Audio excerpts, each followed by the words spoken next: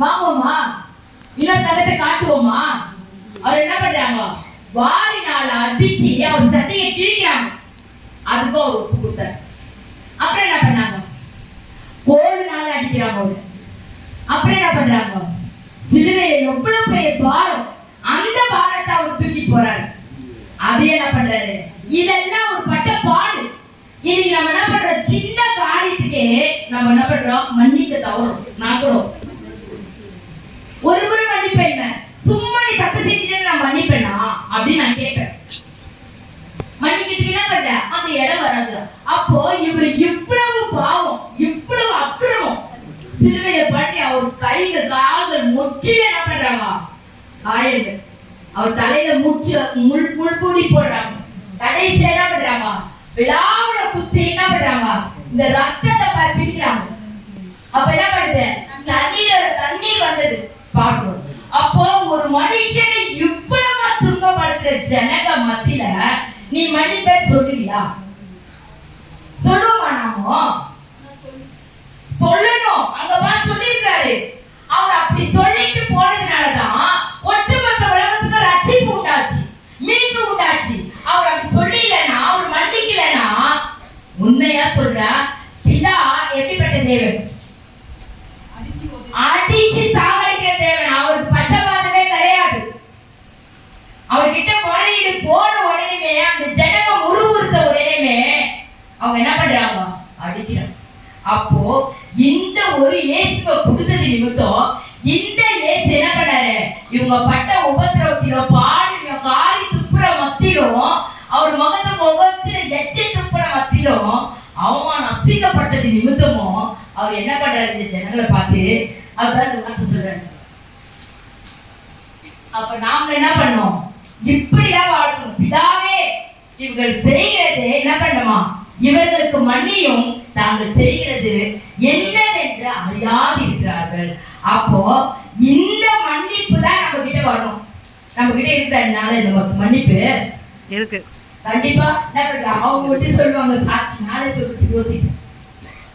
என்ன பண்றோம்? இப்பதான் அந்த இடத்துக்கு வரும். போட்டோ மன்னிச்சுட்டு விட்டுலாம். போட்டோ மன்னிப்பு உண்மையாலே அது என்ன பண்ண? இந்த மனப்பூர்வமான மன்னிப்பு, தன் ஜீவனையே கொடுக்கக்கூடிய மன்னிப்பு தான் ஒரு எப்படி மீட்பை கொண்டு வந்துச்சாங்க. ஒட்டுமொத்த உலகத்துக்கும் மீட்பு வந்துச்சு, ரட்சிப்பு வந்தது, விடுதலை வந்தது. அதாவது ஸ்திரியை பார்த்து சொல்ற என்ன சொல்றாரு? உன் பாவம் மன்னிக்கப்பட்டது, இனி நீ பாவம் செய்யாதே போ. இந்த மன்னிப்பு தான். அப்ப இவர் தன் ஜீவனை கொடுத்ததுனால தான் அநேகருக்கு ரட்சிப்பு போச்சு, விடுதலை போச்சு, மன்னிப்பு போச்சு. அதனால நம்ம இன்னொரு வார்த்தை பார்க்க பாருங்க. இது ஒத்தி மீகா 7ஆம் அதிகாரம். மீதியானவர்களுடைய அக்கிரமத்தை பொறுத்து மீறுதலை மன்னிக்கின்ற தேவனுக்கு ஒப்பான தேவன் யார்? தேவனுக்கு ஒப்பான தேவன் யார்? அவர் கிருபை செய்ய விரும்புகிறபடியால் அவர் என்றென்றைக்கும் கோபம் வையார். அவர் என்றென்றைக்கும் என்ன பண்றாராம்? கோபமே வைக்க மாட்டார். அவர் கிருபைக்கிலே வந்துட்டார். எதுக்காக வந்தாரு? அவர் கிருபைக்கிலே கொடுக்கப்பட்டதுனாலதான் அவரால் அந்த மன்னிப்பு கொடுக்கப்பட்டுச்சு. அப்ப அந்த மன்னிப்பு அடுத்தது பாருங்க, அவர் திரும்ப நம்மேல் இறங்குவார். நம்முடைய அக்கிரமங்களை அடக்கி நம்முடைய பாவங்களை எல்லாம் எங்க போடுறாங்க? சமுத்திரத்தின் ஆழங்களில் கொண்டு போய் போடுறாங்க. நாம இருக்கிறோமா? உண்மையாலுமே வளர்ந்து வந்து அவங்க சிஸ்டி எடுக்கும் போது என்ன எடுத்தாங்க? இதான் எடுத்தாங்க. அக்கிரமத்தை மீறுதல் தான். நீ மன்னிக்கப்பட்டதா, அக்கிரமம் மன்னிக்கப்பட்டதா? உண்மையாலுமே நாங்க முடிச்சோம் அந்த இடத்த. அப்போ நான் சரீரம் தான். எதே? நான் சரீரம் தான், பாவம் சரீரம். அப்போ நம்ம ஒவ்வொருவரும் என்ன பண்றோம்? இப்படிப்பட்ட பாவத்துக்கு நம்ம மறைச்சிருக்கிறோமா அப்படின்னு நம்ம பார்க்கணும். அப்போ இந்த பாவத்துக்கு நம்ம மாம்சத்தின் கிரியைகளாக பாவத்துக்கு நம்ம மறைக்கல. இந்த மன்னிப்பு என்பதும் ஒரு மாம்சத்தின் கிரியை தான். அது உண்மையா மனசார என்ன பண்றது? வராது. அத மனசார அது உண்மையா அந்த வார்த்தை கூட நாங்க இவங்க எல்லாம் பார்த்து கத்துக்கணும். மனசார மன்னிச்சு விட்டுடுங்க காணுவாங்க. கோவப்பட்டு கத்த போது பேசும்போது அப்படியே சொல்லுவாங்க, மனசார மன்னித்து விட்டுடுங்க, தேவன் யுத்தம் செய்யட்டும் சொல்லுவாங்க. உண்மையாலுமே அந்த இடம் வராததான் ரொம்ப நாள் ஆனா இப்ப என்ன பண்றோம், வார்த்தை போதே அதனால என்ன பண்ணுது, கொஞ்சம் கொஞ்சம் சுத்தப்படுத்திக்குவோம்.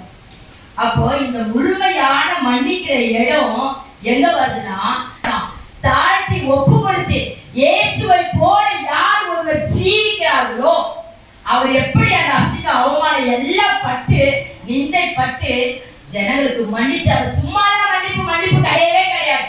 இப்போ நான் மன்னிச்சுட்டேன், அந்த மன்னிப்பு கிடையவே கிடையாது.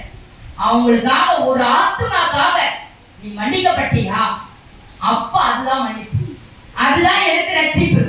நான் ஒரு ஆத்துமாக்கு மன்னிப்பு நான் கொடுக்கலன்னா கண்டிப்பா இல்லை. ஆனா இயேசு கிறிஸ்து என்ன பண்ணாங்க, ஒட்டுமொத்த உலகத்துக்கு அதை கொடுத்தாரு. ஒட்டுமொத்த உலகத்துக்காக அவர் மரித்தாரு, தன் ஜீவனை கொடுத்து. இன்னைக்கு நினைவு கூறுறது என்ன பண்றாங்க, ஒரு நாள் ஒரே நாள் போய் சபை கூட்டத்துல போய் நினைச்சிட்டு வந்துடுவாங்க. இப்படி ஜீவனை கொடுப்பாங்களா? இயேசு போல ஜீவன் கொடுக்குறவங்க யாரு இருக்கிறாங்க? நிறைய பேர் இல்லைன்னு சொல்ல முடியாது. உண்மையா ஜீவன் கொடுக்கிறவர் யாரு? நாமளே ஒருத்தருடைய அக்கிரமத்தை பாவத்தை ஏத்துக்கலன்னா நமக்காக நம்மளே ரட்சித்த இயேசு எப்படி ஏத்துக்குவாரு? பிதா எப்படி ஏத்துக்குவாரு? அதனால நாம என்ன பண்ணோம், நம்ம இதே நினைவு கூர்ந்திலே நீ உட்கார்ந்து இருந்துட்டு சபைக்கு வந்தவா ஒரு நாள் அந்த நினைவு கூர்ந்தமா போனமான்னு விட்டுவிட்டா கண்டிப்பா என்ன பண்ணமா, நம்மளுடைய அக்கிரமம் பாவம் முதல்ல மூடப்படாது. நம்மளுடைய அக்கிரம பாவம் மூடப்படாத மற்றவங்களுக்கு நீ ரட்சிப்பு கொடுக்க முடியும், நம்மளால மற்றவங்களுக்கு விடுதலை கொடுக்க முடியும். அது மூடப்படலைன்னா நமக்கு விடுதலை கிடையாது. அதனாலதான் அவங்க முதல்ல பிதா சொல்லிட்டாரு. என்ன சொல்றாரு முதல்ல, மீறுதலை மன்னிக்கிற தேவனுக்கு ஒப்பான தேவன் யார்? ஒருவர் போய் நின்னவர், அன்று மோசே நின்னாரு, யோசுவா நின்னாரு.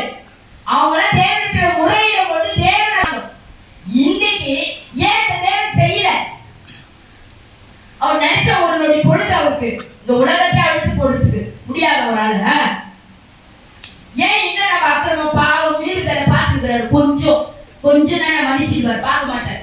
கொஞ்சம் தானே அவங்கள பாக்குறாங்க, அவங்க அவ்வளவு தொழில இருக்கிறாங்க, மன்னிச்சிடுவாங்க. அவங்க பார்க்கலையே, கிடையவே கிடையாது. மூடப்பட்டுச்சா நம்ம முதல்ல பார்க்கணும் யாருடைய அக்கிரமம்.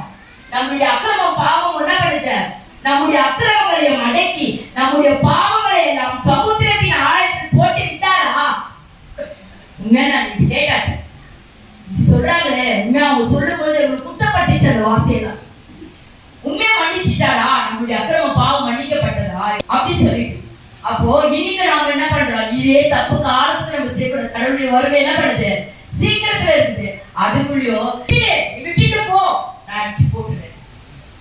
அப்போ அந்த தேவன் என்ன பண்றாரு, அன்னைக்கு பிதா அக்கிரமத்தை பாவத்தை பார்க்காம அடிச்சு சாகடிக்கிறாரு. இன்னைக்கு இயேசு கிறிஸ்து அத்தனை வேண்டிய மொத்தத்தை என்ன பண்ணாரு, சகிச்சு தன் ஜீவனை கொடுத்தாரு. அதனால ஒட்டுமொத்தத்துக்கு ரட்சிப்பு உண்டாச்சு. அதனாலதான் சொன்னார், இவங்க செய்யறதுக்கு இன்னானே தெரியாம செய்யறாங்க பாருங்க, மன்னிங்க. அந்த பரிந்து பேசுறது தான், அந்த மன்னிப்பு தான் இன்னைக்கு நானும் நீ உட்கார்ந்து என்ன பண்றோம், ஆராதிக்கும். அந்த மன்னிப்பு இல்லைன்னா கண்டிப்பா நமக்கு ரட்சிப்பு கிடையவே கிடையாது. அதனால நாம என்ன பண்ணுவோம், இந்த மன்னிப்பை சாதாரண மன்னிப்பு கிடையாது, இது இந்த உபத்திரவ பாடு நிமித்தம் மன்னிக்கிற பாரு, அந்த மன்னிப்பு ஒரு ஆத்மாவை எங்க கொண்டு வரும், ரட்சிப்புக்கு கொண்டு வரும், விடுதலைக்கு கொண்டு வரும். அப்ப இதுதான் என்ன பண்ற, இந்த மன்னிப்பை தான் நாம என்ன பண்ணோம், பெற்றுக்கொள்வோமா? எதற்காக நினைப்போமா? இந்த மனப்பூர்வமான மன்னிப்பு நாம என்ன பண்ணுவோம், பெற்றுக்கொண்டு நம் ஜீவிய காலமெல்லாம் அப்படி ஓடும்.